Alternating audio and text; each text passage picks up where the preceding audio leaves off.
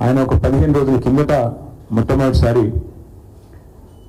కాంగ్రెస్ ప్రభుత్వం వచ్చిన తర్వాత బియ్యం కొనుగోలులో అదేవిధంగా ఈ రైతన్నల ధాన్యం ఏదైతే మరి ప్రభుత్వం ఎఫ్సిఐ కోసం కొనుగోలు చేస్తుందో ఈ సన్న బియ్యం విషయంలో అదేవిధంగా ఈ ధాన్యం విషయంలో ఒక పెద్ద కుంభకోణం జరిగింది అంటూ 15 రోజుల కిందటనే కరీంనగర్లో మొదటిసారి తాను నిర్దిష్టమైన ఆరోపణ చేయడం జరిగింది.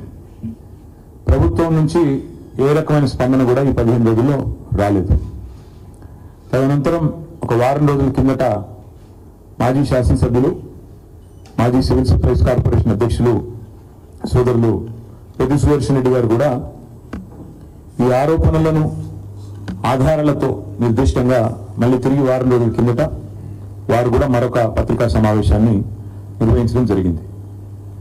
ప్రభుత్వం ఇప్పటి వరకు ముఖ్యంగా ప్రభుత్వంలో ఉండే బాధ్యులు గౌరవ మంత్రి ఉత్తమ్ కుమార్ రెడ్డి కానీ లేదా ముఖ్యమంత్రి రేవంత్ రెడ్డి కానీ ఈ రోజు వరకు ఈ కుంభకోణం మీద కనీసం పెదవి విప్పడం లేదు. కనీసం ఒక మాట మాట్లాడడానికి కూడా ఇష్టపడడం లేదు. ఒక్క ప్రశ్నకు కూడా ఇంతవరకు సమాధానం చెప్పలేదు.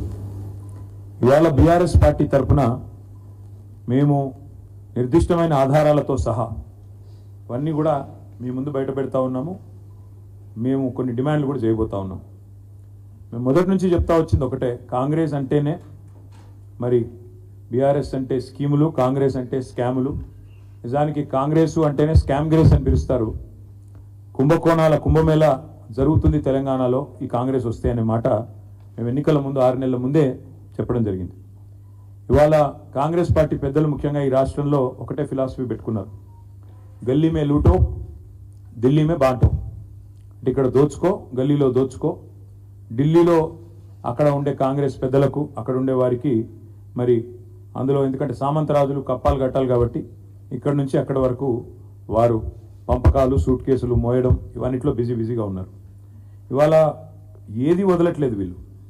రైతన్నల ధాన్యం నుంచి విద్యార్థుల అన్నం వరకు అన్నింటి మీద కూడా ఇవాళ కుంభకోణాలకు తెరలేపింది కాంగ్రెస్ ప్రభుత్వం.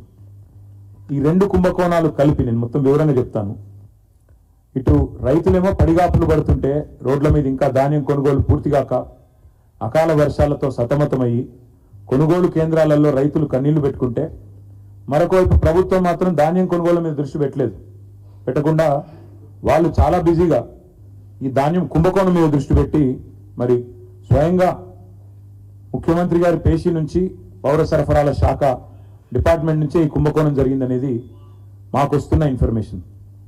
ప్రభుత్వ ఖజానాకు గండి కొట్టడం, కొంతమంది కాంట్రాక్టర్లకు దోచిపెట్టడం, వాళ్ళు వీళ్ళు కలిసి చీకటి దందా చేసి ఒక 1000 కోట్ల రూపాయల కుంభకోణం ఈరోజు నేను నిర్దిష్టంగా చేస్తున్న ఆరోపణ.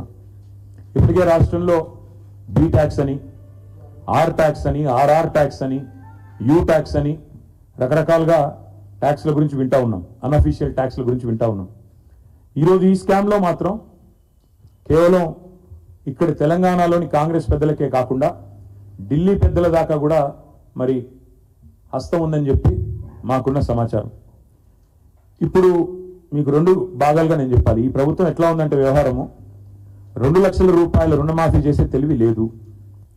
మహిళలకు 100 రోజుల్లోనే అన్నీ ఇస్తాం, 6 గ్యారంటీల్లో అన్ని 100 రోజులు అమలు చేస్తామని పొంకనాలు కొట్టింది ఇదే ప్రభుత్వం. మొదటి రోజే 2 లక్షల రూపాయలు రైతన్నలకు రుణమాఫీ చేస్తామని డైలాగులు కొట్టింది, ఉదరగొట్టింది ఇదే ప్రభుత్వం, ఈ ముఖ్యమంత్రి రేవంత్ రెడ్డి. మహిళలకు 100 రోజుల్లోనే నెలకు 2500, 1,67,00,000 మంది 18 ఏళ్ల నిండిన ఆడబిడ్డలు ఉన్నారు, వారందరికీ ఇస్తామన్నారు. రాష్ట్రంలో ఉండే 46 లక్షల మంది వృద్ధులకి నెలకి 4,000 రూపాయలు ఇస్తామన్నారు. వృద్ధులు వితంతువులు అందరూ కలిపి ఆసరా పెన్షన్ లబ్ధిదారులు, వాళ్ళ ఫైలు కదలడం లేదు. రైతులకు రైతు భరోసా అన్నారు, నెలకు 15,000 అన్నారు, ఆ ఫైలు కూడా కదలట్లేదు, దమ్ము లేదు. సంక్షేమ పథకాలతో ప్రభుత్వం ఏదైతే మాట ఇచ్చిందో ప్రజల జేబులు నింపే పని చేతనైతే లేదు. కానీ కాంగ్రెస్ పెద్దలు మాత్రం తమ జేబులు నింపుకోవడంలో మాత్రం చాలా బిజీగా ఉన్నారు.